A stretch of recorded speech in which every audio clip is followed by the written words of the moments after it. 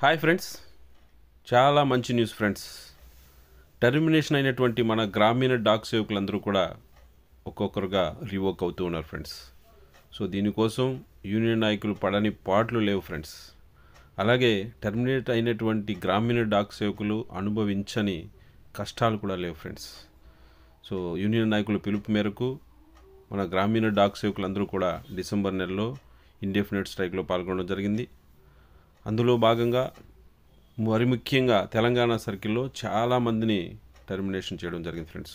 దాదాపు 1240 మందిని టర్మినేషన్ చేశారు. సో వారందరూ కూడా ఉద్యోగాలు లేక మాకు ఎప్పుడు వస్తుంది, మేము ఏం చెప్పుకోవాలి, ఇంట్లో ఏం చెప్పుకోవాలో తెలియట్లేదన్నా, నాకు పెళ్లి కుదిరిందన్నా, మా ఫియాన్సీకి ఏం చెప్పాలో తెలియట్లేదన్నా, నా ఉద్యోగం ఉన్నట్ట పోయినట్ట అని చాలా బాధలు పడుతున్నారు. చాలామంది కాల్స్ చేశారు. సో అలా టర్మినేషన్ అయినటువంటి గ్రామీణ డాక్ సేవకులందరూ కూడా ఒక ఉత్సాహం వచ్చింది ఫ్రెండ్స్. ఏమంటే తెలంగాణ సర్కిల్లో టర్మినేషన్ అయినటువంటి గ్రామీణ డాక్ సేవకుల్ని రివోక్ చేస్తూ ఉన్నారు ఫ్రెండ్స్. ఒక్కొక్క డివిజన్ వారీగా చేస్తూ ఉన్నారు ఫ్రెండ్స్.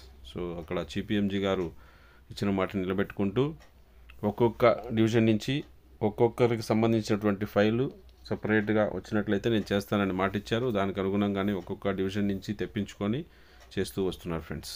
సో అందులో భాగంగానే మహబూబాబాద్ సబ్ డివిజన్లో దాదాపు 20 మంది రీజాయిన్ అయ్యారు ఫ్రెండ్స్.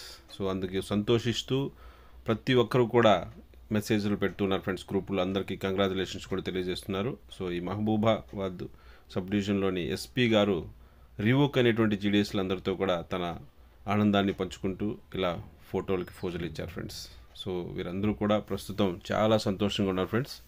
ఎందుకంటే వారి జీవితం ఏమైపోతుందో అని అగమ్య గోచరంగా ఉన్నటువంటి వారి జీవితాల్లో రివోక్ అయ్యి వారి ఉద్యోగాలు మళ్ళీ రావడంతో మన గ్రామీణ డాక్ సేవకులందరూ కూడా చాలా సంతోషిస్తున్నారు ఫ్రెండ్స్. ఇది ఒక్క మహబూబాబాద్ సబ్ డివిజన్కే కాదు ఫ్రెండ్స్, ప్రతి ఒక్క సబ్ డివిజన్లో కూడా టర్మినేషన్ అయినటువంటి వారందరూ కూడా రివోక్ అవుతారు ఫ్రెండ్స్.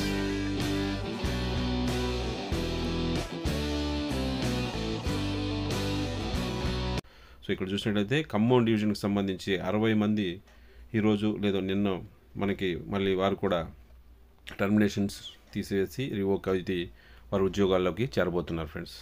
ఇట్లానే ఒక్కొక్క సబ్ డివిజన్ ఒక్కొక్క డివిజన్ నుంచి అందరూ కూడా చేరుతున్నారు ఫ్రెండ్స్. అయితే ఈ ప్రాసెస్ ఇంకా లేట్ అవుతూ ఉండడంతో ఎఫ్ఎన్పిఓకి సంబంధించినటువంటి జనరల్ సెక్రటరీ గారు మన డైరెక్టరేట్ దృష్టికి తీసుకెళ్లారు ఫ్రెండ్స్. ఈ విషయం తెలంగాణ సర్కిల్కి ఆల్రెడీ క్లారిఫికేషన్లు అన్నీ ఇచ్చారు. అయినా కానీ అక్కడ రివోక్ చేయడం అనేటువంటిది చాలా మందుకొడిగా జరుగుతుంది, చాలా లేట్ అవుతుంది.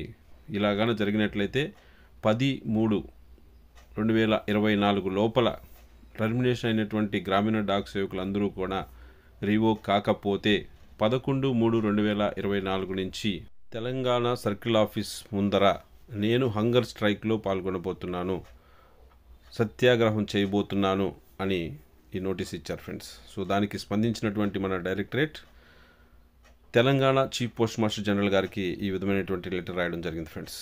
సో ఇలా జనరల్ సెక్రటరీ గారు ఇలా హంగర్ స్ట్రైక్లో వెళ్తానని చెప్పి పిలుపునిచ్చారు. సో దీన్ని పరిగణలోకి తీసుకొని మీరు ఈ టర్మినేట్ అయినటువంటి జీడీఎస్ని రివోక్ చేసే ప్రయత్నం చేయండి. సో దానికి అనుగుణంగా 10/3/2024 లోపల అందరూ కూడా రివోక్ అయ్యేటట్లుగా వచ్చేటువంటి అవకాశం ఉంది ఫ్రెండ్స్. సో కాబట్టి ఇంకొక వారమే ఫ్రెండ్స్, ఈ వారం లోపల అందరూ కూడా రివోక్ అయిపోయేటువంటి అవకాశాలు కనిపిస్తున్నాయి ఫ్రెండ్స్.